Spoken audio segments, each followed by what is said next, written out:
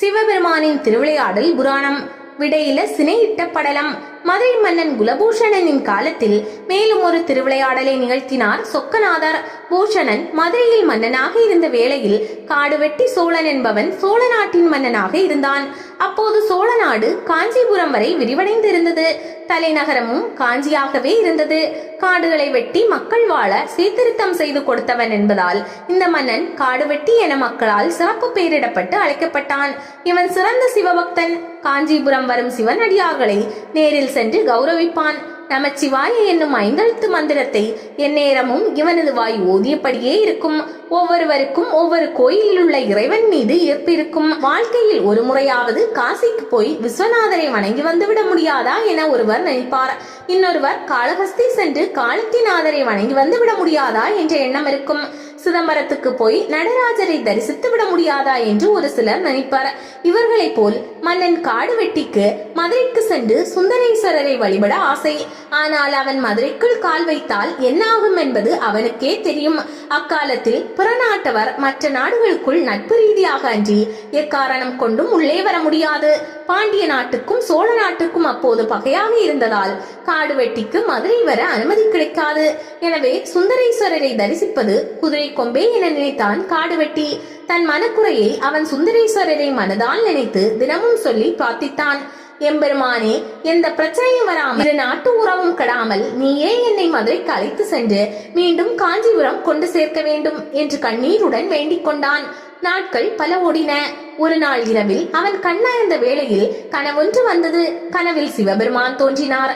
மன்னா, கவலைப்படாதே, நானே உன் மதுரை தரிசனத்துக்கு ஏற்பாடு செய்கிறேன். என் சன்னதிக்கு வந்து வணங்கும் காலம் வந்துவிட்டது. நீ மாறுவேடம் அணிந்து மதுரை நோக்கி செல், மற்றது தானாக நடக்கும் என்றார். காடுவெட்டி திடுக்கிட்டு எழுந்தான். அவன் மனம் மகிழ்ச்சியால் துள்ளியது.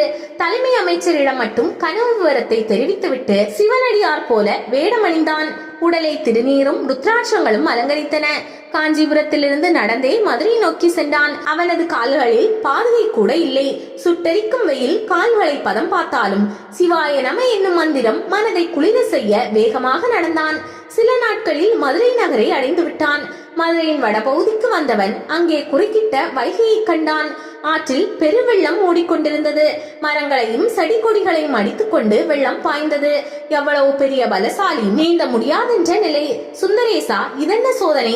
ஊரின் எல்லைக்குள் வந்து விட்டவன் மறுகரைக்கு வந்து விட்டால் உன்னை தரிசித்து விடுவேன். இவ்வளவு தூரம் வந்து உன் தரிசனம் கிடைக்காது போலிருக்கிறதே, என் பிரார்த்தனை பலனின்றி போய்விடுமோ என்று புலம்பினான். வைகையின் வெள்ளத்தை போல் அவனது கண்களில் தாரை தாரையாய் நீர் பெருகியது.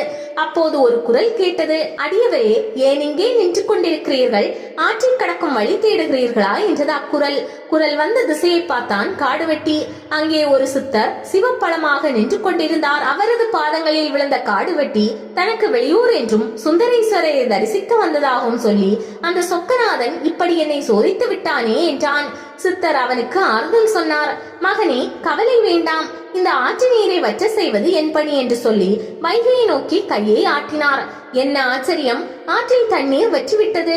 சாதாரணமாக எல்லோரும் இறங்கி நடக்கலாம் என்ற நிலை ஏற்பட்டது. காடுவெட்டி சித்தருடன் முட்டளவு தண்ணீரில் இறங்கி வைகையின் புனித நீரை தலையில் தெளித்துக் கொண்டு நடந்தான். ஒரு வழியாக அவர்கள் தென்கரை வந்து சேர்ந்தனர். அப்போது இரவாகி விட்டிருந்தது. அவர்கள் கோயிலுக்கு வந்து சேர்ந்தனர்.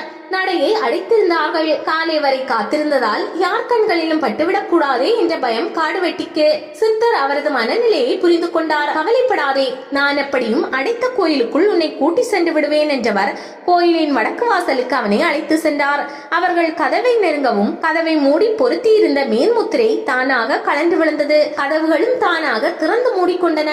கோயிலுக்குள் சென்ற காடுவெட்டியை சித்தராக வந்த சுந்தரேஸ்வரர் தனது சன்னதிக்குள் அழைத்து சென்றார். சன்னதி கதவுகளும் தானாக திறந்தன. இரவில் ஏற்றிய ஒளி வெள்ளத்தில் எம்பெருமான் ஜோதியாய் ஜொலித்தார். மன்னன் அடைந்த பரவசத்திற்கு அளவே இல்லை. பலவாறாக சோஸ்திரங்கள் சொல்லி வணங்கினான். பாடல்களை பாடி மகிழ்ந்தான். சொக்கநாதரை பிரிய மனமின்றி கருவறை வாசலிலேயே அமர்ந்து விட்டான். சித்தர் அவனை அழைத்தார். மகனே, சீக்கிரம் கிளம்பு. காவலர்கள் கண்ணில் படும் முன் சென்று விடுவோம் என்றார். காடுவெட்டியோ சுந்தரேஸ்வரரை பிரிய மனமின்றி தன்னிலை மறந்து அவரது பேரொருள் வெள்ளத்தை பருகிக் கொண்டிருந்தான். இருந்தான். ஒரு வழியாக அவனை இழுத்துக்கொண்டு வாசலுக்கு வந்த சுத்தரான சிவன் ஆலய கதவில் கலந்து விழுந்த மீன் சின்னத்துக்கு பதிலாக ரிஷப சின்னத்தை வைத்து மூட செய்தார். மன்னனுடன் வைகை வடக்கரை வரை வந்து வழி அனுப்பிவிட்டார்.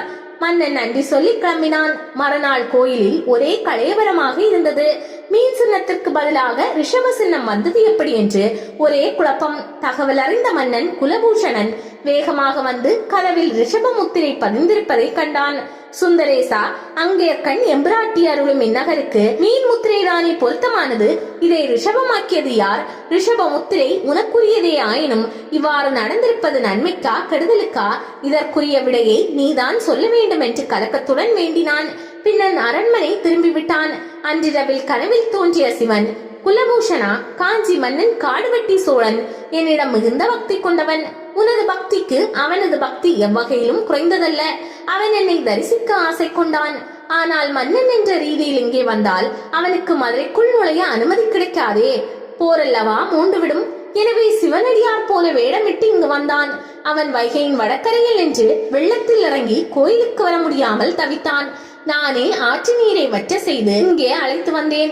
அவன் என்னை தரிசித்து திரும்பும் போது ரிஷப முத்திரையை நானே பதித்தேன் என்றார். குலபூஷணன் திடுக்கிட்டு விழித்தான். இறைவன் எல்லோருக்கும் பொதுவானவன் என்ற உண்மையை உணர்ந்தான். நடந்ததை அனைவரிடமும் எடுத்துரைத்தான். இதன் பிறகு ஆட்சியை தன் மகன் ராஜேந்திர பாண்டியனிடம் ஒப்படைத்துவிட்டு சிவசிந்தனையிலேயே முழுவதுமாக ஈடுபட்டான். சிறிது காலம் சிவத்தொண்டு செய்து சிவனடி எய்தினான். சிவபெருமானின் திருவிளையாடல் புராணம். தண்ணீர் பந்தல் வைத்த படலம். காஞ்சிபுரம் திரும்பிய காடுவெட்டி சோழனுக்கு தான் கண்ட சோமசுந்தரரின் திவ்ய தரிசனத்தை மறக்க முடியவில்லை. எப்போதும் அவரையே நினைத்துக் கொண்டிருந்தான். அடிக்கடி மதுரை வந்து அவரை தரிசிக்க பேராவல் கொண்டான். தனது எண்ணம் நிறைவேற வேண்டுமானால் ராஜேந்திர பாண்டியனின் நட்பை பெறுவதே ஆகும் என்று எண்ணினான். நட்பை பெறுவதன் முதல் கட்டமாக தங்க வைர ஆபரணங்களையும் பாண்டிய நாட்டில் கிடைக்காத சில அதிசய பொருட்களையும் அமைச்சர் ஒருவர் மூலமாக கொடுத்தனுப்பி பாண்டிய நாட்டின் நட்பை வேண்டி ஒரு ஓலையும் எழுதியிருந்தான். ராஜேந்திர பாண்டியனுக்கு சோழனின் சிவபக்தி பற்றி தெரியும் என்பதால் அவனது காணிக்கையை அன்புடன் ஏற்றுக்கொண்டான். அந்த அமைச்சரிடம் பாண்டிய நாட்டு முத்து மாலைகளையும் இன்னும் வித்தியாசமான பொருட்களையும் பதில் காணிக்கையாக அனுப்பி வைத்தான். இப்படி இவர்களின் நட்பு எல்லை குடும்ப உறவை ஏற்படுத்திக் கொள்ளும் அளவுக்கு வளர்ந்தது. மன்னன் காடுவெட்டிக்கு பேரழகு மிக்க மகள் இருந்தாள். அவளை இளைஞனான ராஜேந்திர பாண்டியனுக்கு கொடுத்து சம்பந்தம் ஏற்படுத்திக் கொள்வதன் மூலம் இருதரப்பு உறவும் விரிவடைவதுடன் மகள் வீட்டில் தங்கி தக்க மரியாதைகளுடன் அன்னை அங்கேற்கண்ணியையும் சோமசுந்தரரையும் தரிசிக்கும் பாக்கியம் கிடைக்குமே என அவன் எண்ணினான். ஆனால் இந்த ஏற்பாட்டிற்கு வேட்டு வைக்க நினைத்தான் ராஜேந்திர பாண்டியனின் தம்பியான ராஜசிம்மன். அவன் பாண்டிய பரம்பரைக்கே ஒரு களங்கம். பழிப்பாவம் என்பதெல்லாம் அவனுக்கு சர்க்கரை பொங்கல் போல் இனிக்கும். எந்த ஒரு கொடிய செயலுக்கும் தயங்க மாட்டான். அண்ணனை ஆட்சி கட்டிலில் இருந்து கவிழ்த்துவிட்டு சோழ ராஜகுமாரியை மணந்து கொண்டு 2 நாடுகளையும் நிர்வகிக்கலாம் என திட்டமிட்டான். ஆசையிலும் இது பேராசை அல்லவா? அவன் அண்ணனுக்கு தெரியாமல் சோழ நாட்டுக்கு விரைந்தான். மன்னன் காடுவெட்டி அவனை இன்மத்துடன் வரவேற்றான். மருமகனாக போகிறவனின் தம்பி அல்லவா? வந்த விஷயத்தை கேட்டான். மன்னர்களின் பலவீனம் அறிந்து பேசுவதில் வல்லவன் ராஜசிம்மன். சோழ மன்னரே, தாங்கள் என் சகோதரனுக்கு தங்கள் பெண்ணை கொடுத்து 2 நாட்டு உறவையும் வளர்க்க எண்ணுகிறீர்கள். திருமண உறவுக்கு பிறகும் அவர் எந்த அளவுக்கு உங்களுடன் உறவு கொள்வார் என்பது சந்தேகத்திற்குரியதே. நான் அப்படிப்பட்டவன் அல்ல. ஒருவர் ஒரு உதவி செய்தால் அதை கடைசி வரை மறக்க மாட்டேன். எனவே தங்கள் குலவிளக்கை நான் திருமணம் செய்து கொள்கிறேன். நாம் இருவரும் அனுசரணையாக இருக்கலாம் என்று பக்குவமாக பவ்யமாக பணிவு காட்டுவது போல பேசினான். பேசுவார் பேசினால் கல்லும் கரையுமே. ராஜசிம்மனின் பேச்சில் காடுவெட்டி கரைந்து போனான். மேலும் பாண்டிய நாட்டை தேடி சோழன் சென்றான் என்ற அவசொல்லை விட சோழனை தேடி பாண்டியன் வந்து உறவு கொண்டான் என்பது எவ்வளவோ உயர்வானதல்லவா என்று கணக்கு போட்டான். மறு பேச்சின்றி திருமணத்திற்கு சம்மதித்து விட்டான். அடுத்து ராஜேந்திரனை பதவியிலிருந்து தூக்கிவிட்டு மருமகனை பாண்டிய மன்னனாக தீர்மானித்து விட்டான். ராஜேந்திரனுக்கு தெரியாமலேயே இவ்வளவும் முடிந்து விட்டது. உடனடியாக திருமண ஏற்பாடுகளை செய்த காடுவெட்டி தன் நாட்டில் வைத்தே திருமணத்தையும் முடித்து விட்டான்.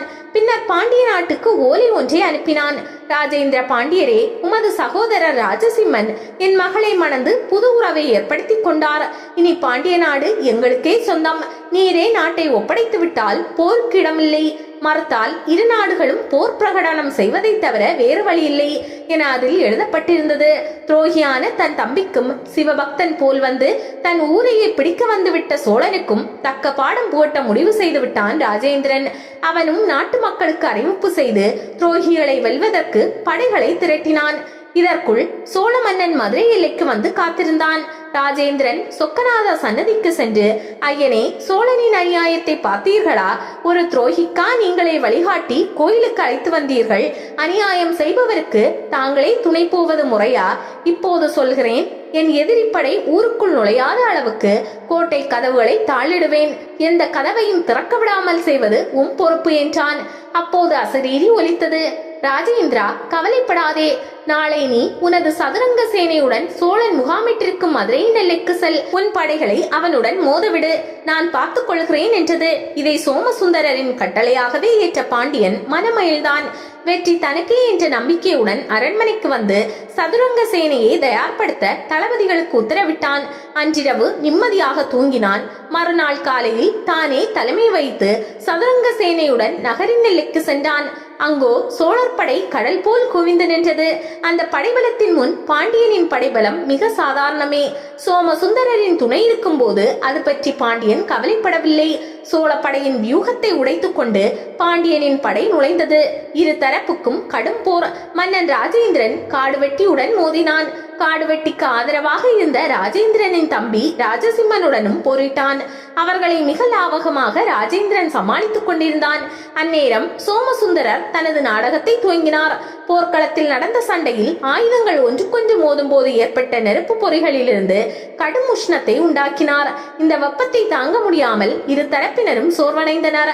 தாகம் நாக்கை வரட்டியது. சுற்றிலும் எங்கும் தண்ணீரும் இல்லை. இந்த நேரத்தில் சோமசுந்தரர் போர் நடந்த இடத்தின் ஒரு பக்கமாக தண்ணீர் பந்தல் ஒன்றை உருவாக்கினார். சிவனடியார் போல் வேடமிட்டு அங்கே அமர்ந்தார். நீர்மோர் பாத்திரங்களை அங்கு நிறைத்தார். இந்த பந்தலை நோக்கி படையினர் ஓடினர். சோமசுந்தரர் குவளைகளில் நீர்மோரை ஊற்றி கொடுத்தார். ஆனால் பாண்டியர் படைகளுக்கு மட்டுமே மோர் கிடைத்தது. சோழர் படையில் ஒருவருக்கு கூட கிடைக்கவில்லை. ஊற்றியவர் சோமசுந்தரர் அல்லவா? மீண்டும் போர் துவங்கியது. தாகத்தால் சோர்ந்து போன சோழப்படையினரால் மேற்கொண்டு செயல்பட முடியவில்லை. எண்ணிக்கையில் அதிகமாக இருந்தாலும் தாகத்தால் தவித்த அவர்கள் சக்தியின்றி தோற்று ஓடினர். காடுவெட்டியும் ராஜசிம்மனும் தனித்து விடப்பட்டனர். பாண்டிய படையினர் அவர்களை சுற்றி வளைத்து கைது செய்தனர். இதெல்லாம் எப்படி நடந்தது என்று ராஜேந்திரனால் நம்பவே முடியவில்லை. எல்லாம் வல்ல அந்த ஈசன் தண்ணீர் பந்தல் அமைத்து மோர் வழங்கியதால் ஏற்பட்ட சக்தியே தங்களை காப்பாற்றியது என்பதை உணர்ந்து கண்ணீர் வடித்தான். இந்த சம்பவத்தின் மூலம் துரோகிகளுக்கும் அநியாயம் செய்பவர்களுக்கும் இறைவன் குடிக்க தண்ணீர் கூட இல்லாமல் செய்து விடுவான் என்பது தெளிவாகிறது. கைதான இருவரும் அரசவைக்கு விலங்குகளுடன் இழுத்து வரப்பட்டன. அவர்களுக்கு என்ன தண்டனை தரப்படுமோ என்ற ஆவலுடன் அனைவரும் எதிர்பார்ப்புடன் இருந்தனர். அவர்கள் இருவருமோ தலை குனிந்து நின்றனர். ஆனால் யாரும் எதிர்பாராத வகையில் தீர்ப்பு வழங்கப்பட்டது. ராஜேந்திரன் காடுவெட்டியிடம், சோழ மன்னரே, என்னதான் நீர் மண்ணாசை கொண்டிருந்தாலும் சிவபக்தராக விளங்கினீர். உமக்கு பொன்னும் பொருளும் பரிசாக தருகிறேன். நீர் உமது நாட்டுக்கு செல்லலாம் என்றான். அடுத்து துரோகியான தன் தம்பி ராஜசிம்மனிடம், தம்பி, உனக்கு பாண்டிய நாட்டின் ஒரு பகுதியை தருகிறேன். அதன் அரசனாக நீ இருக்கலாம் என்றான். அவர்கள் தங்கள் தவறுக்காக ராஜேந்திரனிடம் மன்னிப்பு கேட்டனர். மிஞ்சிய படைகளுடன் காடுவெட்டி ஊருக்கு கிளம்பிவிட்டான். ராஜசிம்மன் மன்னனாகிவிட்டான். ராஜேந்திரன் மாபெரும் சக்தியாக விளங்கினான்.